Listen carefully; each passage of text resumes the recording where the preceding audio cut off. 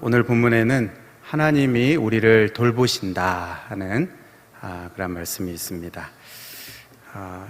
예전에 방송에서 이 대기업 회장이 이렇게 강연하는 것을 이렇게 잠깐 들은 적이 있습니다. 그 강연의 내용은 자신이 이제 어떻게 성공할 수 있었는가, 성공담인데요.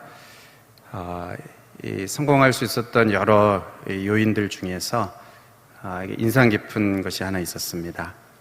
그것은 자기가 지금까지 이렇게 오고 또 성공할 수 있는 그 과정 가운데 늘 그 옆에서 도와주는 사람이 있었다는 것입니다. 이렇게 도움을 주는 그런 사람이 이제 있었다는 것입니다. 도움의 손길이 늘 있었다는 것.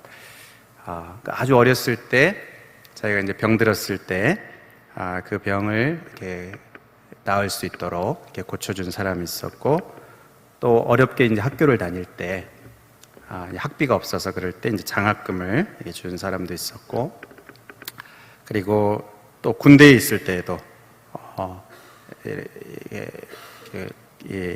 괴롭힘을 당하고 이제 그럴 때 또 이렇게 보호해주고 이렇게 도와준 사람이 있었고, 자기가 신입사원 초기에도 잘 몰라서 이렇게 버벅대고 그럴 때 옆에서 잘 알려주고 또 가르쳐준 그런 사람이 있었고, 또 이 작은 회사가 이제 부도가 났을 때 그럴 때 참 이 마음에 이렇게 위로해주고 또 격려의 말을 해준 사람이 있었고, 또 다시 재기하는 그런 과정에서 이렇게 뭐 자금을 좀 이렇게 대주고 조금이지만 그렇게 도와준 사람이 있었고, 또 지금 이 회장이 된 지금까지도 자기 주변에 늘 도움을 주는 사람이 늘 있었다. 그러니까 자기가 뭐 혼자 그렇게 된 것이 아니고 또 어려움이 없었던 게 아니고, 항상 생각해 보면 늘 어려움이 있었는데, 늘 문제가 있었고 늘 어려움이 있었는데, 그러한 그 고비고비마다 내 주변에서 나를 도와주는 사람이 있었다. 내 곁에서 나를 이렇게 붙들어주고 또 뭔가 이렇게 마음으로 또 물질로 여러 가지 도움으로 이렇게 늘 도와주는 사람이 늘 있었다. 이렇게 이제 말하면서 내가 성공할 수 있는 그러한 비결 중에 하나가 바로 이 옆에서 도움을 주는 그 사람들, 그 손길이었다. 이렇게 말하는 것을 들었습니다. 여러분, 우리 지난 시간들 이렇게 돌아보면 그렇지 않습니까? 우리 옆에서 그 어려운 시간 우리를 이렇게 도와준 고마운 분들이 있지 않습니까? 그렇죠? 우리가 이제 그런 분들, 내가 여기에 있도록 이렇게 도와준 그런 분들에 대해서 우리가 마음에 늘 감사하는 마음을 가져야 되겠습니다. 고마운 그런 마음을 가져야 되는 이제 그런 사람들이 우리 주변에 있는데, 그 사람들뿐만 아니라 그 누구보다도 우리 곁에 늘 우리와 함께 계시는, 또 우리를 돌보시는 하나님이 지금까지 우리 옆에서 우리를 돌보시고 또 인도해 오신 것이죠. 이 하나님이 누구신가? 바로 우리를 돌보시는 분이시다 하는 것. 여러분, 오늘 이 시간에 우리가 우리를 돌보시는 그 하나님이 누구신지, 그리고 또 하나님이 돌보시는 사람, 그 사람은 누구인지, 어떤 특징이 있는지, 이런 내용을 우리가 이제 살펴보려고 합니다. 먼저 첫 번째로는 우리를 돌보시는 하나님, 그 하나님은 어떤 분이신가 보면, 이 하나님은 크신 하나님이십니다. 위대하신 하나님. 오늘 1절 2절에 보면요, 하늘은 나의 보좌고 땅은 나의 발판이다. 너희가 나를 위하여 무슨 집을 짓겠느냐? 내가 안식할 처소가 어디랴? 또 2절 상반절에 나 여호와가 말하노라, 내 손이 이 모든 것을 지었으므로 그들이 생겼느니라. 그러니까 하나님이 어떤 분이십니까? 하나님의 이 활동 무대는 그냥 이 뭐 작은 좁은 지역이 아니고, 온 세계가 아니고 전 우주입니다. 온 우주. 우리 하나님, 이 땅에 존재하는 그 모든 것의 창조주시고, 그렇죠? 그리고 참 주인이시고, 또 그것을 다스리고 통치하시는 능력의 통치자이십니다. 여러분, 이렇게 높고 또 위대하시고 크신, 전능하신 이 하나님을 여러분 누가 감히 이제 상대할 수 있겠습니까? 그래서 하나님은 이 감히 하나님을 모실 수 있는 이 처소, 집은 없다 이렇게 이제 말씀합니다. 너희가 나를 위하여 무슨 집을 지으랴? 내가 안식할 처소가 어디랴? 그러니까 그 누구도 감히 먼저 나서서 하나님을 이렇게 모시겠다 이렇게 말할 수 없는 것이죠. 그런데 하나님이 이 처소로 삼으시는 대상이 있습니다. 이사야 57장 15절 이렇게 보면요, 지극히 존귀하며 영원히 거하시며 거룩하다 이름하는 이가 이와 같이 말씀하시되 내가 높고 거룩한 곳에 있으며 또한 통회하고 마음이 겸손한 자와 함께 있나니. 그러니까 지금 하나님이 어떤 분이십니까? 지극히 존귀하고 또 영원히 거하시는 거룩하신 그 하나님이신데, 하나님이 어디에 계십니까? 높고 거룩한 곳에도 계시면서 또 다른 전혀 이제 상반되는데요, 통회하고 마음이 겸손한 자와 함께 있다 이렇게 말합니다. 한편에서는 높고 거룩한 곳에, 또 한편에서는 낮고 비천한 곳에 계시는, 양쪽에 이렇게 계시는 그 하나님을 이렇게 말씀을 합니다. 여러분, 우리는 하나님이 우리를 돌보신다, 또 우리와 함께 하신다, 우리 곁에 계신다 이렇게 할 때 우리가 이제 하나 오해하면 안 되는 것이, 하나님을 그냥 우리 수준 정도로만, 나와 함께 계시니까 이 땅에 이제 계시고 또 우리와 함께 계시니까 그냥 그 정도의 수준으로, 낮은 수준으로, 우리와 같은 수준으로 그렇게 하나님을 우리가 오해하면 안 됩니다. 우리와 함께 하시는 그 하나님은 지극히 존귀하신 분이시다 이렇게 말씀합니다. 영원히 계시는 분이시다. 거룩하다 불리시는 분이시다. 높고 거룩한 곳에 계시는 그러한 분이십니다. 그런 하나님이 미천한 우리들에게까지도 오신 것이죠.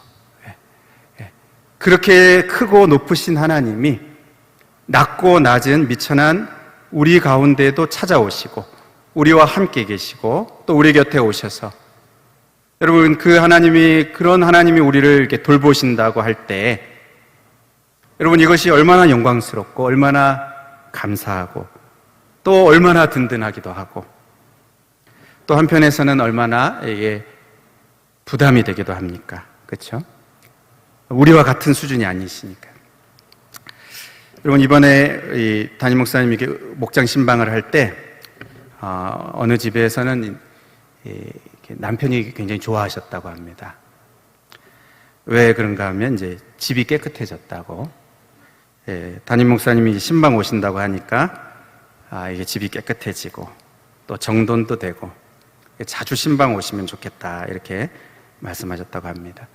여러분, 담임 목사님이 잠시 우리 집에 방문하셔도 우리가 그런데요, 하물며 지극히 존귀하신, 영원히 계시는, 정말 높고 거룩하신 그 하나님이 우리와 함께 계신다는 것,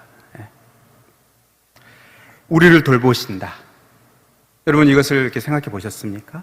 그냥 하나님이 우리와 함께 계신다, 우리 곁에 계신다 하니까 그냥 우리와 같은 수준일 거로 우리가 착각하기 쉬운데 그렇지가 않습니다. 지극히 존귀하신 그 하나님이 우리와 함께 계시는 것입니다.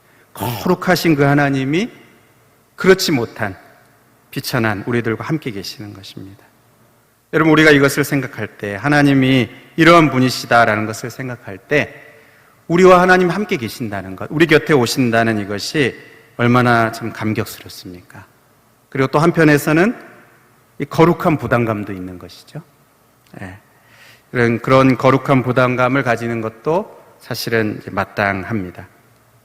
여러분, 우리가 이 첫 번째 생각할 것이 이것입니다. 우리를 돌보시는 하나님은 이런 분이시다라는 것. 우리 곁에서 우리를 돌보시는 하나님은 이렇게 크시고 위대하시고 거룩하시고 전능하신 하나님이시다 하는, 여러분, 이것을 오늘 우리가 기억을 해야 합니다. 두 번째로 우리가 살펴볼 것은요, 그러면 그 하나님이 돌보시는 그 사람의 특징입니다. 그 특징이 무엇인가? 하나님 우리를 돌보시는 분이신데 그러면 그 하나님이 돌보시는 사람에게는 어떤 특징이 있는가? 그냥 아무나 다 그렇게 하시는 것이 아니고, 오늘 읽은 우리 본문에는 하나님이 돌보시는 사람의 이 특징이 몇 가지 나옵니다. 우리가 한 3가지 이제 살펴보려고 하는데요. 첫 번째 특징은 마음의 가난함입니다. 마음의 가난함. 무릇 마음이 가난하고 하면서 그 사람은 내가 돌보려니와 이렇게 말씀합니다. 마음의 가난함.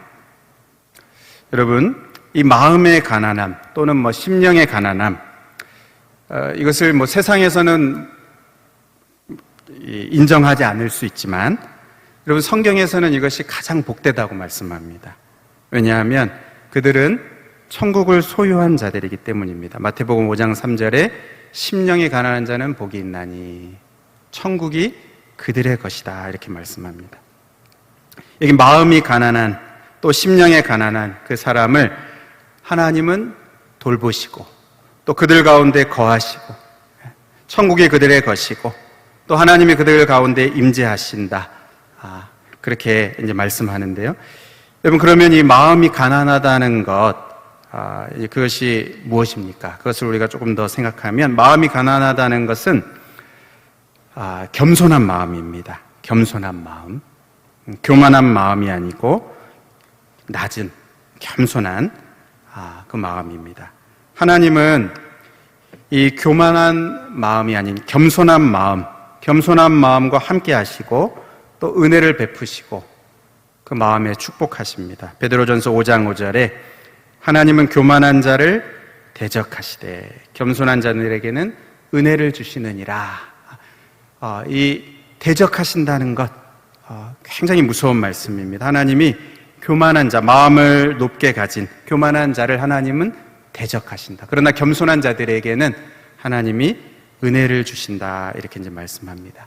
마음이 가난하다는 것, 이것은 겸손한 마음이고, 그 겸손한 마음을 하나님께서 그들에게 이제 은혜를 베푸십니다. 또 마음이 가난하다는 것은 사모하는 마음이기도 합니다. 사모하는 마음. 그러니까 겸손히 하나님의 은혜를 사모하고, 또 하나님의 그 도우시는 손길을 기다리고, 인내하면서 그것을 기다리고 사모하는 것이죠. 하나님이 은혜 베푸시는 것을 기다리는 것입니다. 인내하는 것입니다. 이 사모하는 마음입니다. 심지어 그 하나님 자신을 사모하는, 하나님 자신을 사랑하는 그 마음, 이 마음이 이제 가난한 것입니다. 이 마음을 하나님이 아시고, 그렇게 하나님을 사모하고 기다리는 그 심령을 하나님이 기뻐하시고, 하나님이 그 마음을 만족시켜 주신다, 이렇게 말씀하세요. 시편 107편 9절에 그가 사모하는 영혼에게 만족을 주시며 줄인 영혼에게 좋은 것으로 채워주시미로다. 사모하는 그 마음을 하나님이 아시고, 그 마음을 하나님께서 만족시켜 주신다, 채워주신다, 그렇게 말씀합니다. 또 마음이 가난하다는 것은요, 여기서 이제 더 나아가서 절박한 마음입니다. 그러니까 사모하는 마음뿐만 아니라 더 나아가서 절박한 마음. 여러분, 절박한 마음은 어떤 마음입니까? 그냥 돼도 그만, 안 돼도 그만이 아니고 그것을 간절하게 바라는 마음이죠. 간절하게 하나님께서 이루어 주시기를, 응답해 주시기를, 또 역사해 주시기를. 우리의 마음에 이 하나님의 이 주권을 믿으니까, 하나님의 그 선하신 뜻을 믿으니까, 하나님이 언젠가는 그렇게 하실 것이고, 또 역사하실 것을 믿고 신뢰하는 그 마음이 기본적으로 있습니다. 그렇지만 그것을 신뢰하면서도, 하나님의 주권을 신뢰하면서도 간절히 바라는 것이죠. 그것을 간절히 찾고 구하는 것입니다. 이 절박한 마음이죠. 마음의 가난한 마음이 바로 이런 절박한 마음입니다.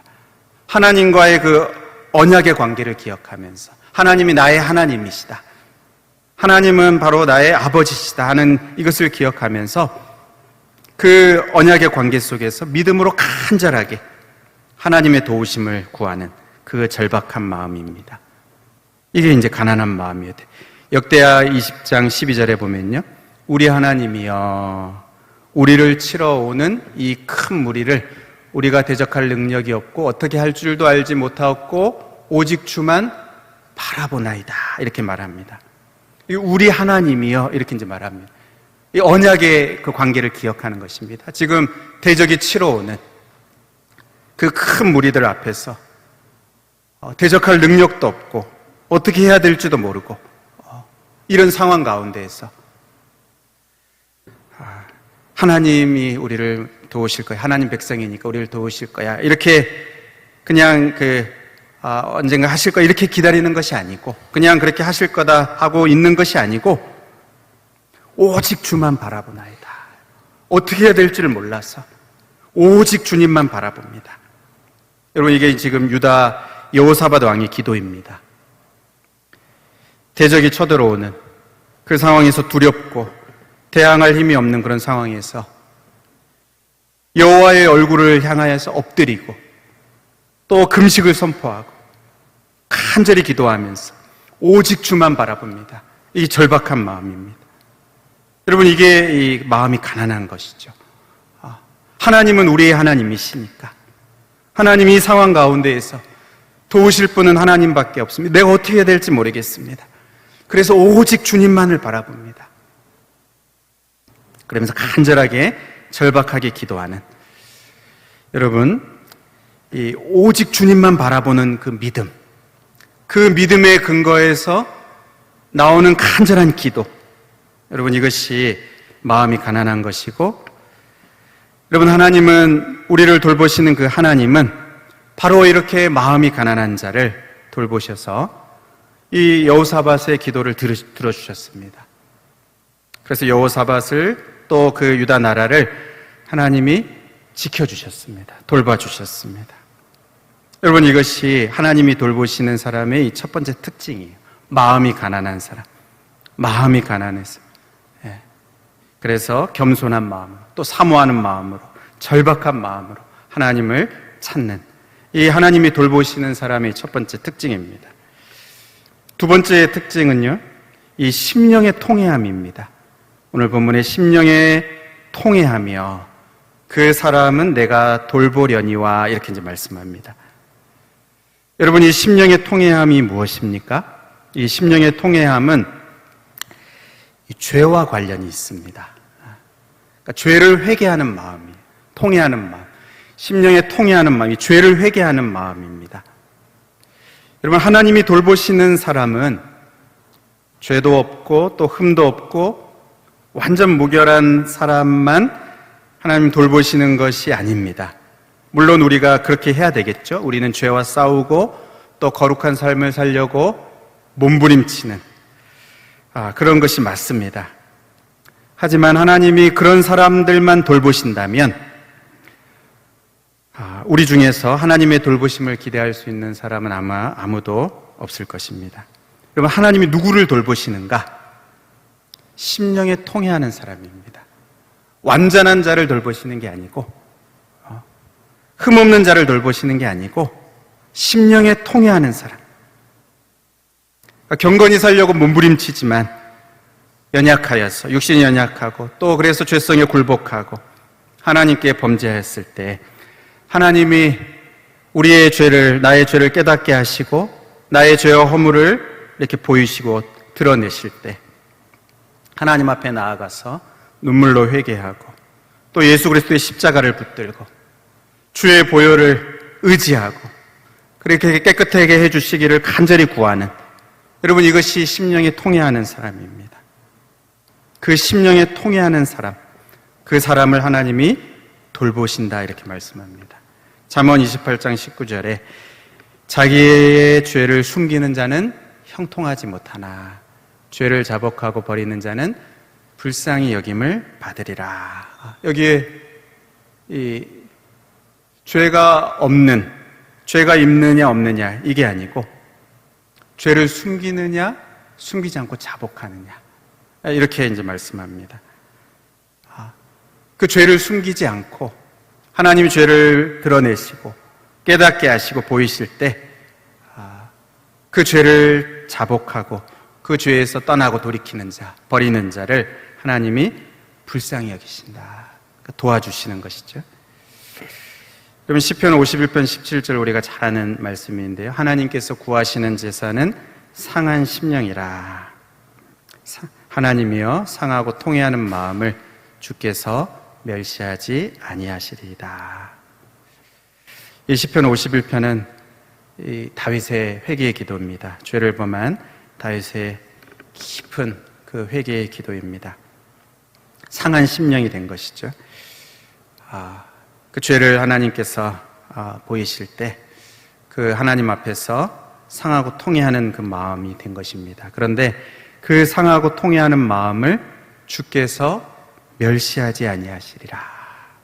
여러분, 다윗이 가벼운 죄를 범한 것이 아닙니다. 중한 죄를 범했습니다. 그런데 그 죄를 하나님께서 보이시고 깨닫게 하실 때 그 하나님 앞에서 그가 정말 바짝 엎드려졌어.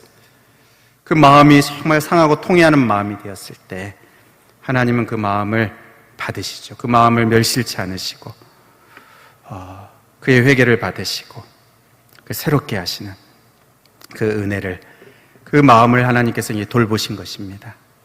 여러분, 하나님이 이 회개하는 자를 돌아보시는데요, 다윗과 같은 사람의 회개만 돌아보시는가? 그렇지 않습니다. 다윗같이 참 모든 면에서 훌륭하고 그렇게 참 그런 사람의 이 회개의 기도만 받으시는 것이 아니고, 여러분이 역대하 33장 11절에서 13절을 우리가 보면요, 여기 므낫세가 나옵니다. 여호와께서 아수르 왕의 군대 지휘관들이 와서 치게 하심에 그들이 므낫세를 사로잡고 쇠사슬로 결박하여 바벨론으로 끌고 간지라.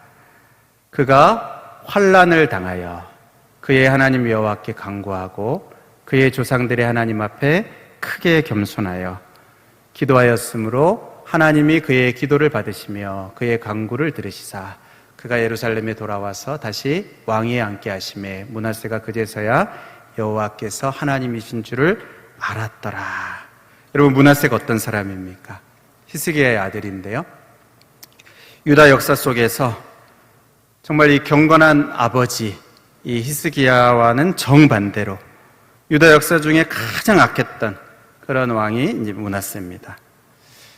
그런데 그렇게 가장 악했던 이 므낫세도 환난을 당하여서 하나님 앞에서 그가 크게 겸손하여지고 간절히 회개할 때, 간절히 기도할 때 하나님이 그의 기도를 받으셨고 그리고 들어주셔서 예루살렘으로 돌아오게 하셨다는 것입니다.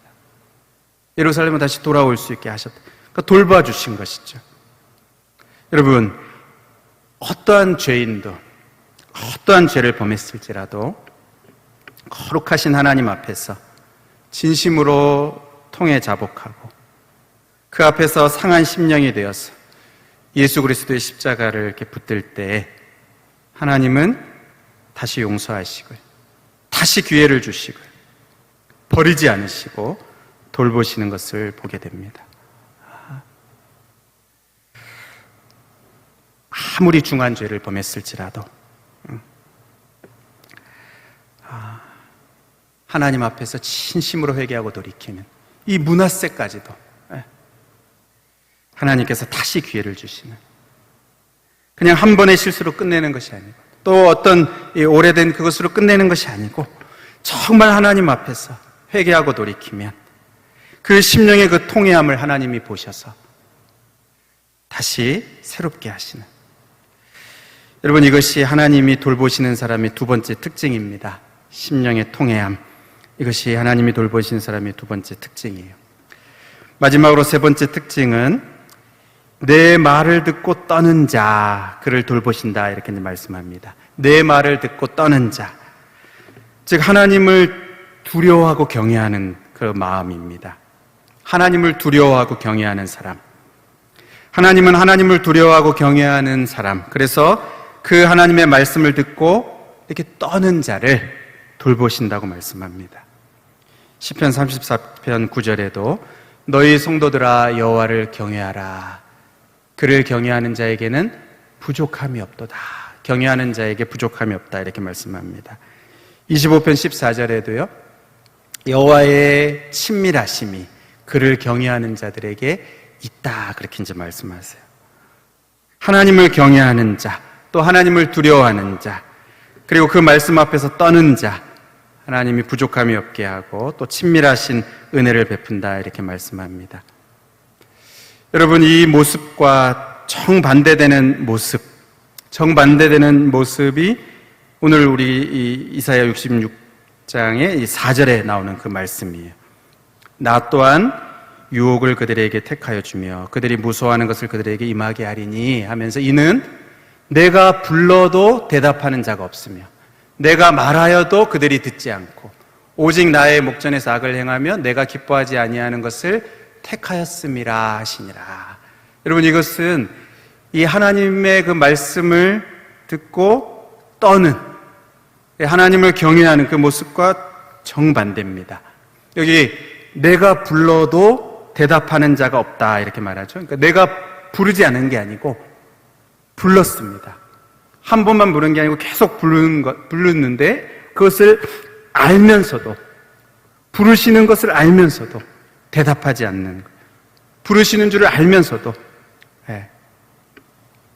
마치 이제 부모든 또는 형이든 언니든 이렇게 부르는데 그것을 알면서도, 들으면서도 대답하지 않는. 또 뭡니까? 내가 말하여도 그들이 듣지 않았다. 그러니까 말을 하였습니다. 말한 것을 들었습니다. 근데 그들이 듣지 않고, 이 듣지 않고는 뭘까요? 귀로 듣지 못했다는 게 아니고 순종하지 않았다는 것입니다. 그러니까 귀로는 들어도 순종하지 않는, 귀로는 듣지만 거기에 반응하지 않는 그 모습을 말을 하는 것입니다. 또 오직 나의 목전에서 악을 행했다. 이 버젓이 보는 데서, 나의 눈앞에서입니다. 그러니까 숨어서 또 감추고 그런 것이 아니고 눈앞에서 하나님 보시는 것을 뻔히 알면서도 그 앞에서 악을 행한, 또 내가 기뻐하지 아니하는 그것을 택하였다. 이게 뭡니까? 알면서도 그걸 고집하는 것입니다. 이게 택하는 것이. 하나님 기뻐하시지 않는다는 것을 알면서도 그것을 고집스럽게 택하는. 여러분, 이 모습은 이 하나님을 경외하는 것과는 완전히 정반되는 모습입니다. 하나님을 두려워하는 것이 조금도 없는 그 모습입니다. 이런 모습은 이제 이 완악함이죠. 완악함입니다. 하나님 말씀으로 인해서 떠는 그 모습이 아니고 완악한 모습이에요. 여러분, 시편 95편 6절에서 8절을 보면요, 오라 우리가 굽혀 경배하며 우리를 지으신 여호와 앞에 무릎을 꿇자. 그는 우리의 하나님이시요 우리는 그가 기르시는 백성이며 그의 손이 돌보시는 양이기 때문이라. 너희가 오늘 그의 음성을 듣거든 너희는 무리바에서와 같이 또 광야의 마사에서 지냈던 날과 같이 너희 마음을 완악하게 하지 말지어다. 이렇게 말합니다. 여기 뭐라고 말씀합니까? 하나님은 어떤 하나님이시라고요? 우리를 돌보시는 분이시다. 우리는 하나님이 돌보시는 양이다. 그렇게 말하죠. 우리를 지으신 분이시고 우리를 기르시는 분이시고 우리의 하나님이시고 우리는 그의 손이 돌보시는 양이다. 그렇게 말합니다. 그러면 그 관계 속에서 그렇기 때문에 그 하나님의 돌보심을 받으려면 어떻게 해야 된다고요? 마음을 완악하게 하지 말라. 이렇게 말씀합니다. 오늘날 그의 음성을 듣거든 너희 마음을 완악하게 하지 말지어다. 이렇게 말합니다. 이 옛날 번역이 더 좋은데 옛날 번역엔 뭡니까? 강팍하게 하지 마라. 강팍하게 하지 마라. 뭔가 이렇게 강팍하잖아요. 그렇죠? 강팍하게 하지 마라. 여러분, 마음을 강팍하게 하고 또 완악하게 하면 하나님의 돌보심을 받지 못한다. 이렇게 말씀합니다. 그러나 오히려 그 앞에서 굽혀 경배하고 무릎을 꿇고 하나님을 경외할 때 비록 우리는 연약한 존재이지만 비록 연약한 양이지만 양이 얼마나 연약합니까? 그러나 그 앞에서 굽혀 경배하고 그 음성을 듣고 또 그 음성에 반응하려고 하고 그렇게 하는 비록 연약한 양이지만 그런 자를 하나님은 돌보신다. 하나님의 그 손으로, 전능하신 손으로 돌보시는 것을 경험하게 될 것이다. 이렇게 말씀을 합니다. 여러분, 오늘 우리가 말씀을 정리하고 맺으려고 하는데, 하나님은 어떤 하나님이십니까? 우리를 돌보신다. 그렇게 말씀합니다. 우리를 돌보시는 그 하나님, 어떤 분이십니까? 우리와 같이 낮은 수준의 하나님이 아니시고 지극히 높으시고 거룩하시고 영원하시고 전능하신 그 하나님이 우리를 돌보신다. 그 하나님이 돌보시는 사람의 특징으로 세 가지를 뭐라고 말씀합니까? 마음이 가난하고 심령에 통회하고 또 내 말을 듣고 떠는 자, 그 사람을 하나님은 돌보신다. 반드시 돌보신다. 그렇게 말씀을 합니다. 여러분, 우리가 이 상반기를 참 보내면서 우리를 돌보신 그 하나님께 우리가 감사할 수 있기를 바랍니다. 우리를 돌보시는 하나님, 하나님이 또 여러 어떤 도우시는 손길들을 우리 옆에 붙여주셔서 우리를 돌보시기도 하시고, 또 때로는 기적 같은 방법으로 하나님 돌보시기도 하시고, 이 모든 이러한 이 손길들, 하나님이 우리를 돌보시는 그 손길, 하나님이 우리를 돌보셨습니다. 하나님이 우리를 돌보시는 하나님이십니다. 이 하나님을 우리가 기억하면서 우리가 감사할 수 있기를 바랍니다. 또 하반기가 이제 시작이 됩니다. 여러분, 우리가 하반기를 시작하면서 우리가 또 기대할 수 있는 것이 무엇입니까? 하나님이 우리를 돌보실 것이다. 하나님이 우리를 돌보실 것이다. 여러분, 이것을 우리가 기대할 수 있고 또 이것을 믿고 신뢰할 수 있습니다. 그 가운데 우리가 정말 중요한 것이 무엇입니까? 하나님은 이렇게 하실 겁니다. 과거에도 그렇게 하나님이 돌보셨고 또 앞으로도 그렇게 돌보실 것입니다. 그것은 변함이 없어요. 그 중요한 것이 무엇입니까? 우리가 그런 존재가 되는 것이죠. 그런 그 특징을 가지는 것입니다. 하나님이 돌보시는 사람의 특징을 가지는 것입니다. 마음이 가난하고 또 심령에 통회하면서 하나님의 말씀을 듣고 떠는 그 사람을 하나님이 이제 돌보신다고 하시니까, 여러분, 우리가 그러한 특징을 갖고 살아갈 때 여러분, 우리 하반기에도 하나님이 돌보시는 그 은혜를 우리가 경험하게 될 줄로 믿습니다. 시편 95편에 너희는 오늘 그의 음성을 듣거든 마음을 완악하게 하지 말라. 오늘 하루하루, 이게 중요한 것이죠. 하루하루 이 하나님이 돌보시는 사람의 특징을 우리가 가질 수 있도록, 또 그렇게 우리가 가지면서 살아갈 때 하나님이 돌보시는 그것을 우리가 경험하게 될 텐데요. 여러분, 그럴 수 있도록 정말 성령 하나님이 우리를 이렇게 붙들어 주시기를, 이러한 이 특징을 갖는 우리들이 될 수 있도록 하나님 붙들어 주시기를 오늘 이 밤에도 우리가 기도할 수 있게 되기를 바랍니다.